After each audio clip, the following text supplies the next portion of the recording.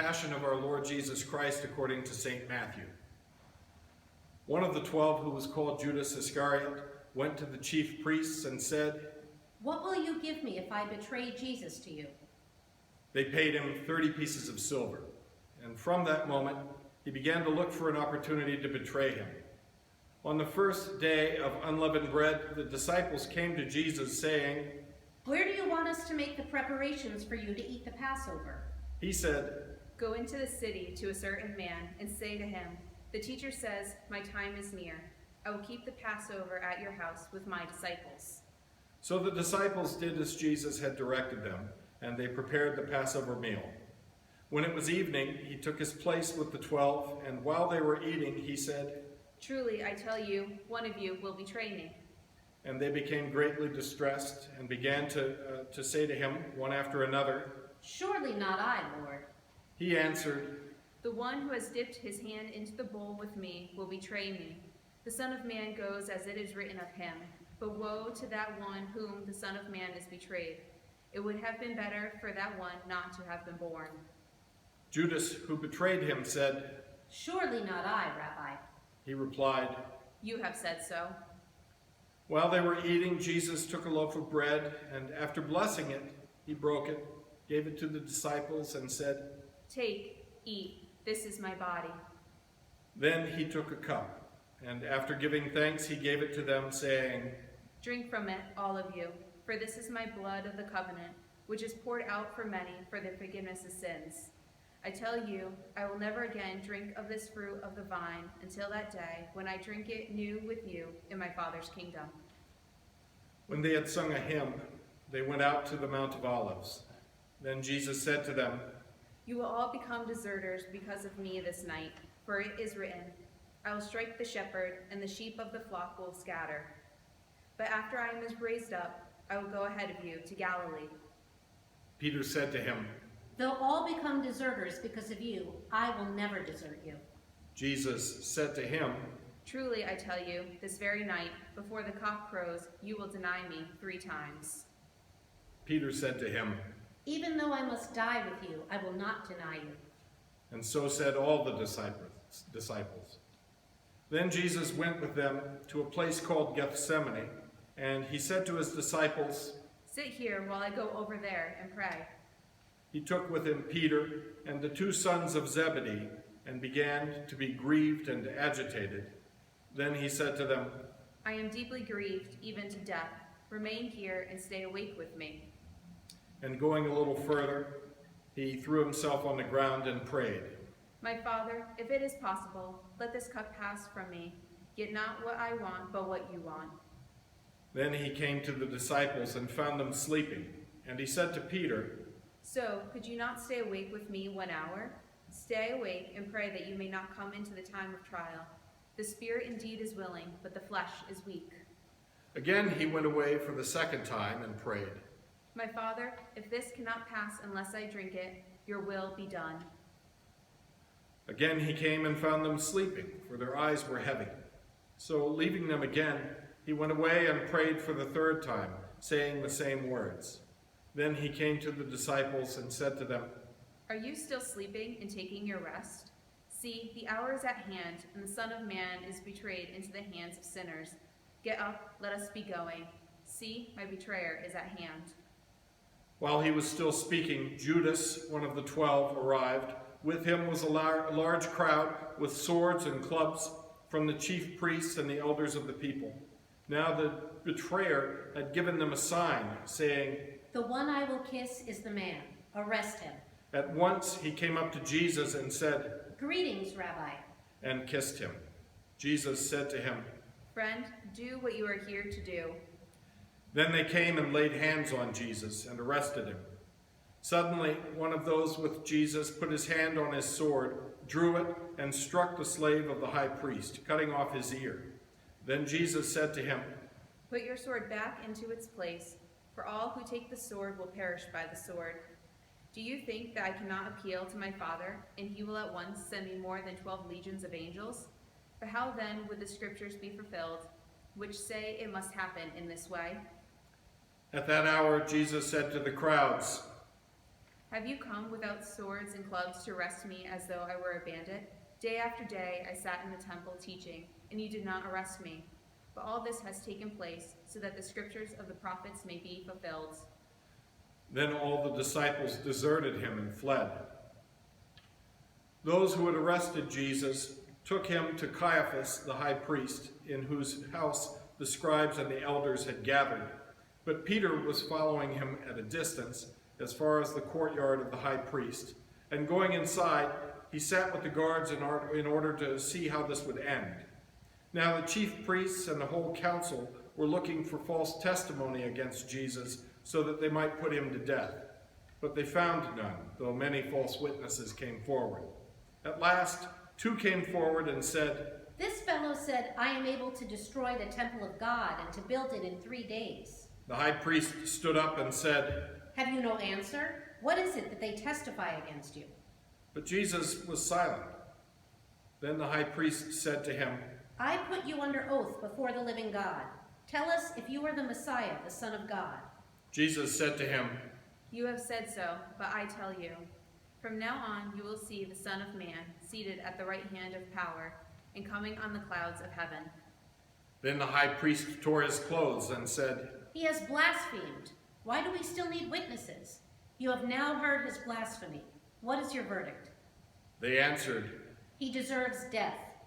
Then they spat in his face and struck him, and some slapped him, saying, Prophesy to us, you Messiah. Who is it that struck you? Now Peter was sitting outside in the courtyard. A servant girl came to him and said, You also were with Jesus the Galilean. but he denied it before all of them, saying, I do not know what you are talking about. When he went out to the porch, another servant girl saw him, and she said to the bystanders, This man was with Jesus of Nazareth. and again he denied it with an oath. I do not know the man.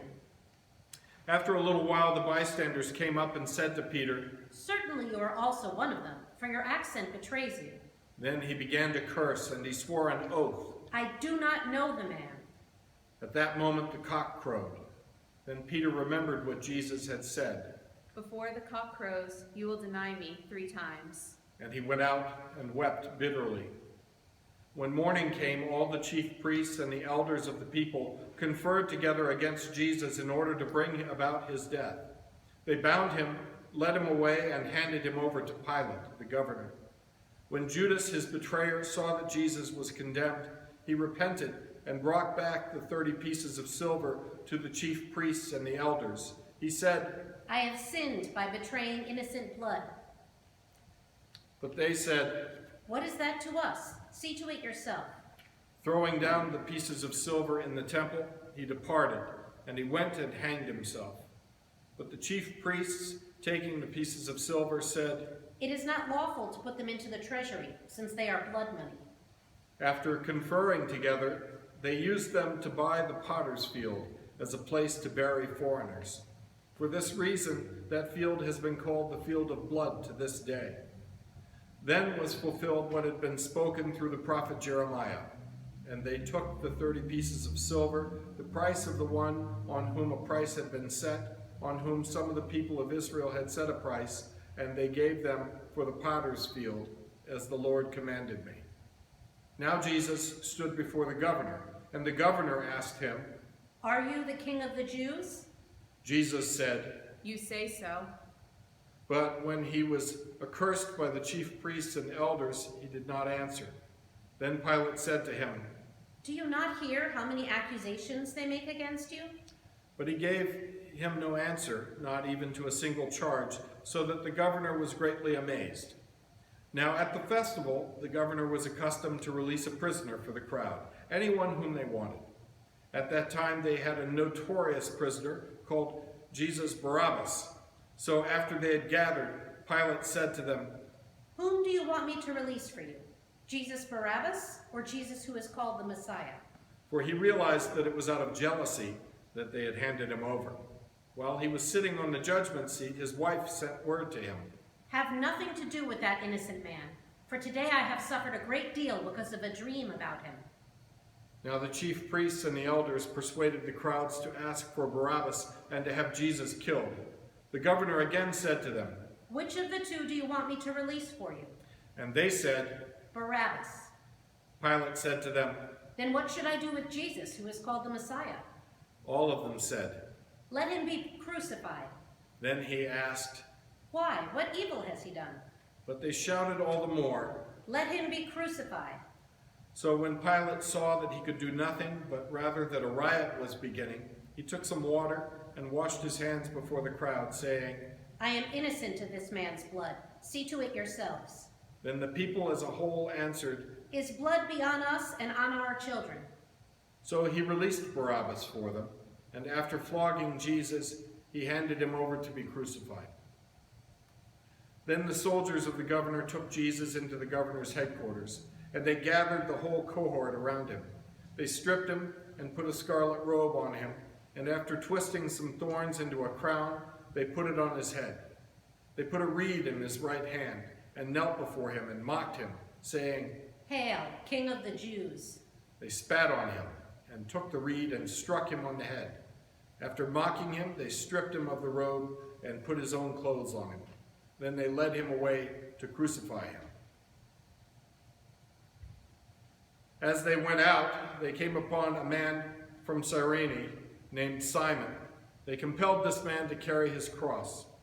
And when they came to a place called Golgotha, which means place of a skull, they offered him wine to drink, mixed with gall. But when he tasted it, he would not drink it.